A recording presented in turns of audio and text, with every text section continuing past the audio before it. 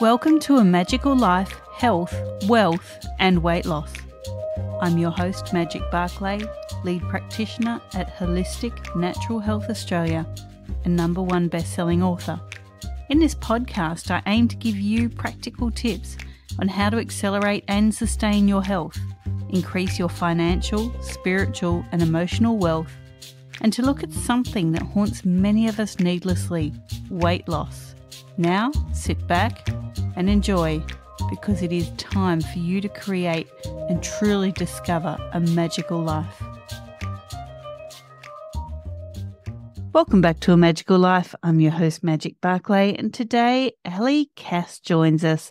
Allie is a former bodybuilder pro turned functional health and fitness coach who helps stressed out women optimize their metabolism, up-level their mindset, and shift from surviving to thriving. She's an advocate for self-love, becoming your best self through mind-body health, and living a life fully alive. She's excited to talk to us today, and I'm excited to have her. Allie, welcome. Thank you so much for having me. I'm excited to be here.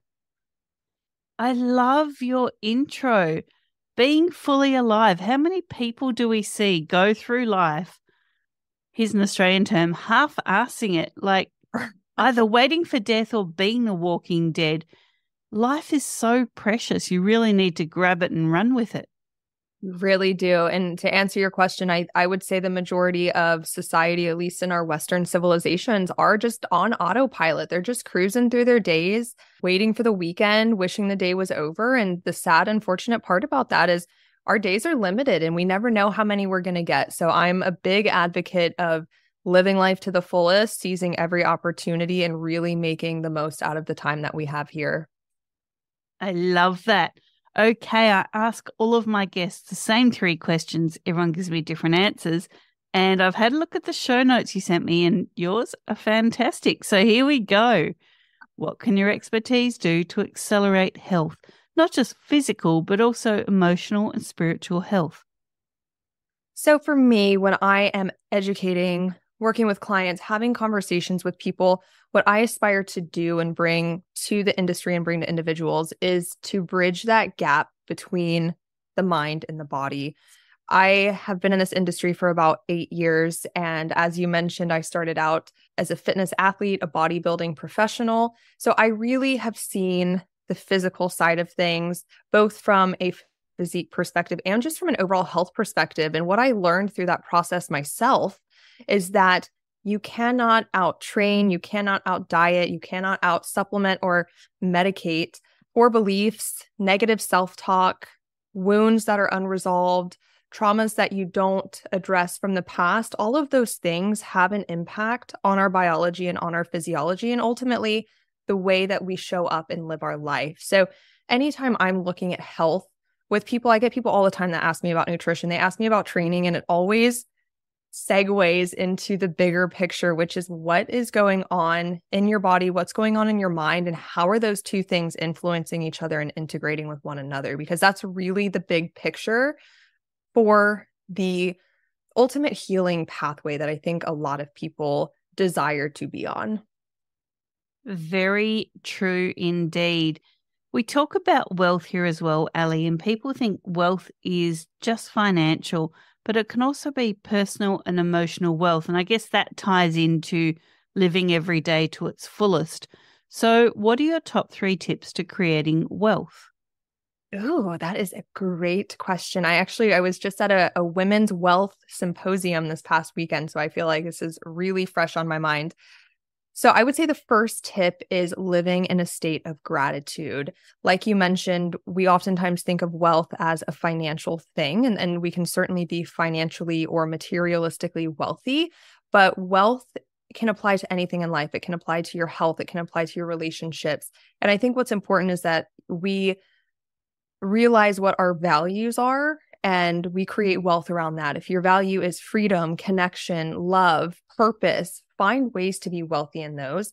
But at the root of anything that you want to manifest, anything you want to have wealth, and anything that you want in abundance, it all starts with being grateful for what you already have in this present moment and being grateful for what is coming to you in the future. So Tip number one for living a wealthy life, whatever that means to you, is to practice gratitude in the present moment.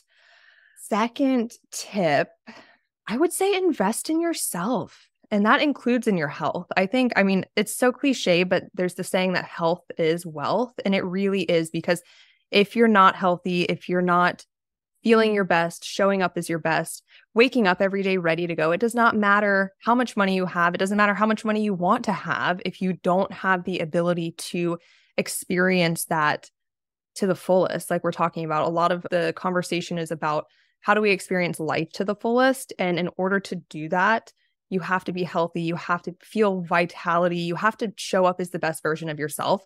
And so I think investing in yourself, investing in your health, again, whatever that means to you, however that's going to help you cultivate wealth, that's where I always like to start. I think that we are our own best investments, and you can never go wrong by investing in yourself, whether it's physically, mentally, emotionally, educationally, anything. And then my third tip is to give back. I know this is so true for me. Every time I give back to someone, whether it's in the form of charity or just offering time or taking some time out of my day to just have a conversation that I know is going to help someone. I have people all the time that are like, can I have a consultation with you? What do you charge? And I don't charge for consultations. My goal is to give back to people. So even if I can just help provide them with a direction or a resource or something that's going to help them on their journey, even if it's not myself, I think that it's so important to give back. And I truly believe that when we give to others, whether it's financially, whether it's with our time, whether it's just lending, someone 10 minutes to hold space for them while they tell us about how their day has been, I believe that the universe brings us back whatever it is that we desire in the form of wealth, like double. So I think giving back in whatever means that you can is a very important part of the journey of life and in creating wealth. And our final standard question is around weight loss. Many people struggle with this quite needlessly because stress is such a big factor in it. So have you ever battled your weight? If so, how did you win the war?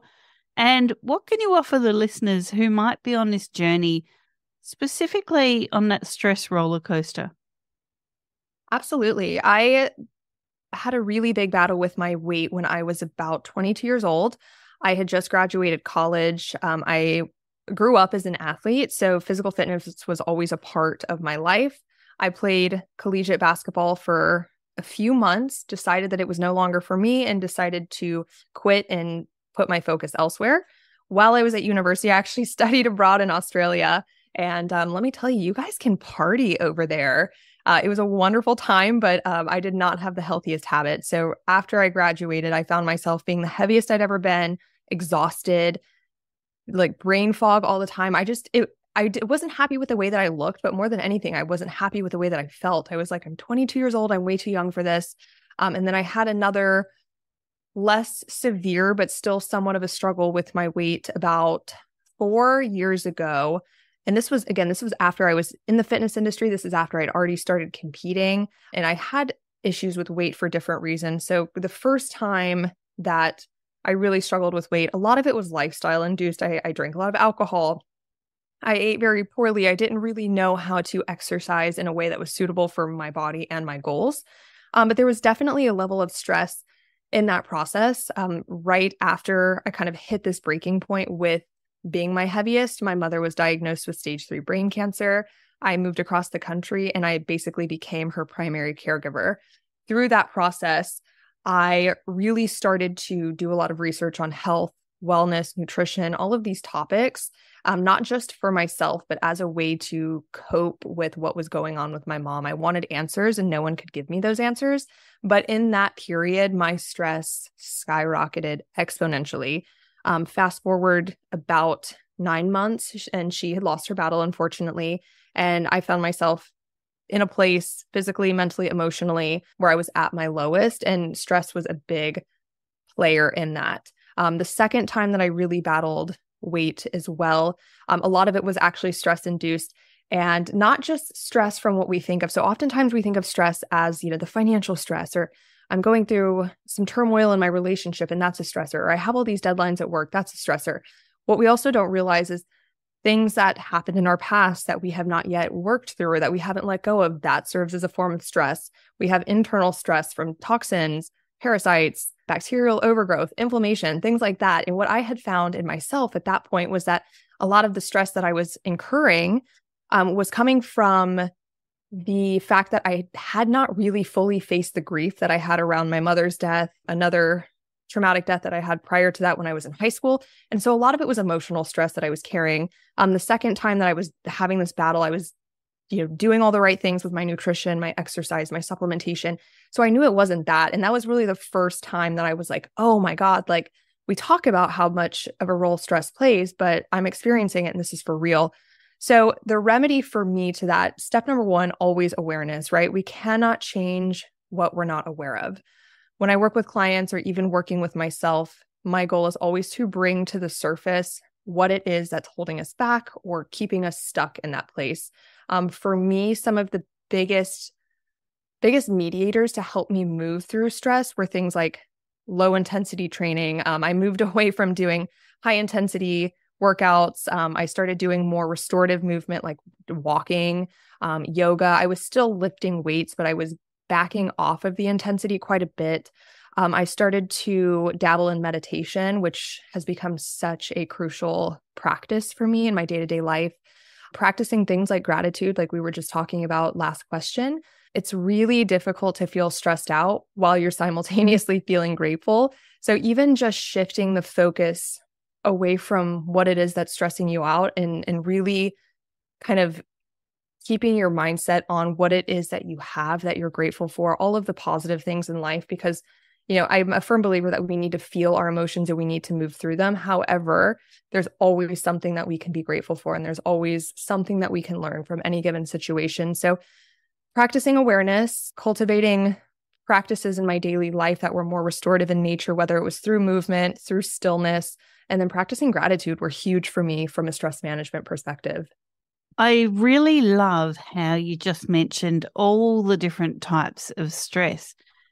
It's not just what you're experiencing mentally, it's everything around you. It's the people, it's the food, it's the chemicals. And I often say this to my clients, any stressor is going to change your cortisol patterns, your adrenaline patterns, and either make you feel up for a little while and then crash, or just make you crash completely. And we often just look at stress as, work, time, money, that kind of thing. There's so much more to it. 100%. And I often find with people too, sometimes we don't even realize that we're actually contributing. Are we experiencing those stressors at work, in our relationships, and with finances? And then are we using unhealthy coping mechanisms like alcohol, drugs? Are we using food in an unhealthy way as well? Because all of those things contribute to the stress load of our body, whether it is through toxins, whether it is through just creating inflammation or not having healthy patterns. So sometimes, I hate to say it, but sometimes we're our own worst enemy as well when it comes to creating more stress for ourselves. While we consciously think that we're dealing with our stress, we're actually contributing to it even more. Very true. Now, we've already covered a fair bit. What else haven't we touched on that you feel the listeners need to hear today? I really want to hear about what you do every day, what you offer to your clients, and how the listeners can maybe learn more about how their body works physically. In this podcast, we've explored a lot of the emotional stuff, coaching, but I think many people just think, first of all, that weight is calories in, calories out, which we know it's not. There's so much more to it. But also how the body experiences things. And I know here in Australia, definitely, there's still a large percentage of women that feel that working out with weights makes them big and bulky and masculine looking. Those old myths are still kicking around. So can you explain to us a little bit about why resistance training and weight training is so good for women's health, and how they can do it without the fear of looking like Arnold Schwarzenegger? 100%. So resistance training is definitely a love of mine, and it is part of what I do in my coaching practice with women. A very small part, but a very important part. I think that that's very common. That's very much still the mindset here in America as well. I think we're shifting away from that. But weight training for a long time has kind of been, we've been told to go do aerobics or to, do cardio machines, or, if we are going to lift weights, pick up 5 pounds and do it 100 times. And a lot of that advice is there's certainly a time and place for cardio, but weight training in general will not make you look bulky. I can tell you from personal experience in bodybuilding, the women that look like they're a female version of Arnold Schwarzenegger, 9 times out of 10 are taking performance-enhancing drugs. I did not realize this when I went into bodybuilding. I was very naive, but there are federations who they're not all natural. And so just from the perspective of like an everyday consumer or somebody who wants to just get in shape, who wants to feel more fit, that I promise you, even if you lifted consistently for 10 years, it's going to be really difficult for you to get to that point without taking some kind of enhancement drug. And even the people who are natural, who get very big and muscular, there's a lot of science and a lot of, what's the word I'm thinking of? It's very specific stimulus to create that kind of outcome. So those people have very strict training regimens. They have very strict nutrition regimens, supplements, and it takes time. So if you are convinced that you're just going to go into the gym and start lifting weights and you're going to look like that in 6 months, I'm here to tell you that's absolutely not the case. The reason why weight training, though, is so important, particularly for women, obviously there's many different reasons, but one of the biggest ones being that muscle, they call it the longevity organ. So muscle is also the most metabolically active tissue. So oftentimes we hear, eat less, move more. That's kind of your calories in versus calories out. But what happens when we're constantly eating less is that we're reducing our energy intake, and our metabolism, our hormones, our thyroid starts to downregulate over time if we're living in that state on a chronic basis. What I like to focus on with clients is building more muscle, as muscle takes more calories to maintain at rest. So when you're focusing on building muscle, you're actually focusing on becoming more metabolically healthy, in turn raising your metabolic rate. So you're not having to live in a chronic calorie deficit. I mean, even people who chronically diet, nobody wants to diet, right? Everybody wants to enjoy food. We want to be able to have flexibility to live our lives, to nourish our bodies, rightfully so. And building muscle is one tool that can help you get there without having to constantly be in a state of dieting. Having muscle tissue is also super important for regulating blood sugar. So our muscle stores glycogen, which is glucose, in the storage form. It's also stored in our liver. So when you have more muscle, you can consume more carbohydrates. And a lot of women don't want to give up, their fun foods every now and then. And so having more muscle is also a way to, again, stay more metabolically healthy and have more flexibility with your diet. Another thing, more from a health and longevity perspective, is that resistance training has been shown, particularly in women, to help maintain and increase bone density. Many of us that have been, I'm not currently not on birth control anymore, but I was for many years in my teens and in my 20s, and that can actually lead to decreased bone density. Obviously, as we age, bone density is a very important topic. And so having resistance training, doing exercises where we're loading our body with a particular amount of weight can be really, really beneficial in making sure that we have healthy bones so that we don't fall when we're older. We have less of a risk of fracture, breaking a hip, things like that. And so, you can look at resistance training as being beneficial, not just from a physique perspective, but also for longevity and maintaining proper health and function throughout our life. So I'm a big proponent of it. There's so many more benefits, but those are just kind of the main ones that I think are really attractive for most people.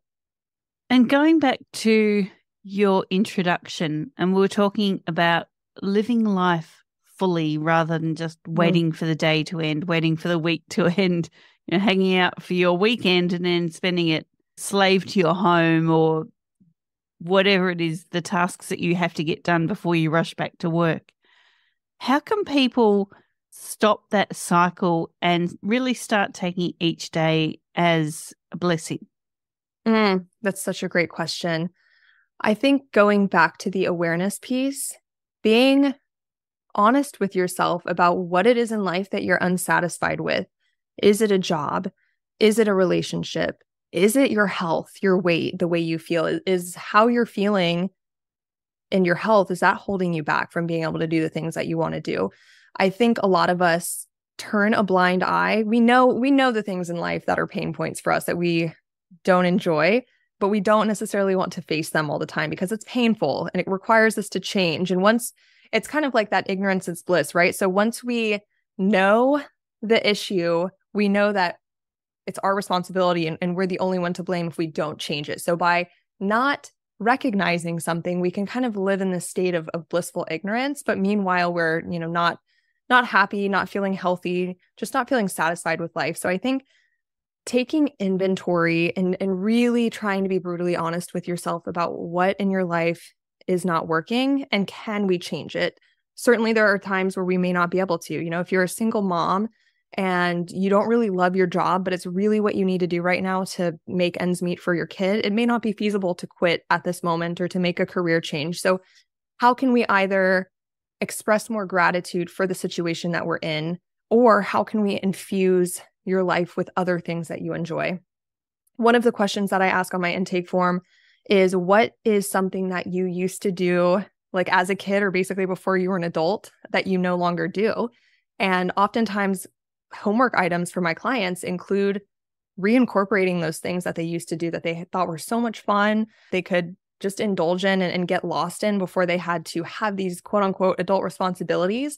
And so what is that for you? What brings you joy and what can you include more of in your life? So I think being honest with where you're at, what's not working, what you can change, and taking the necessary steps to change that and seeking support if you need to. And then if it's something that you can't change, looking at how that situation is making you better or better equipped for what the future holds, and how can we also infuse more fun and joy into your life with the circumstances that we're given right now. Some great advice there. Okay, Allie, before I let you go, we love freebies. What can you offer the listeners and where can they find it? Absolutely. So I offer a complimentary, no obligations health audit. It is a free consultation where we sit down, we talk about your goals, we talk about where you're at now and where you'd like to be. And I help you dig into some of those root causes, some of the things that we've been talking about here on the podcast, and help you design a roadmap to get you from point A over to point B. You can find me on Instagram. My handle is @AllieCassHealth, or you can visit my website, www.alliecasshealth.com. You can read more about me, my program, and schedule your free health audit. Fantastic freebie there. So you can find Allie, as she said, on Instagram @AllieCassHealth, also on Facebook @AllieCassHealth. Thank you so much for joining us this morning. Thank you so much for having me. And listeners, thank you for your time. Don't forget to subscribe to this podcast, leave us a like, a review, and share it with your loved ones. For now, go forth and create your magical life. Thanks for listening today. Please subscribe to hear future episodes, leave a review, and share this podcast. Drop us a line at A Magical Life Podcast on Facebook and let me know what you would like to know more about. You can find us on Instagram @Holistic Natural Health, that's holistic with a W, or at www.holisticnaturalhealth.com.au. That's where you'll access all sorts of articles, freebies, and more.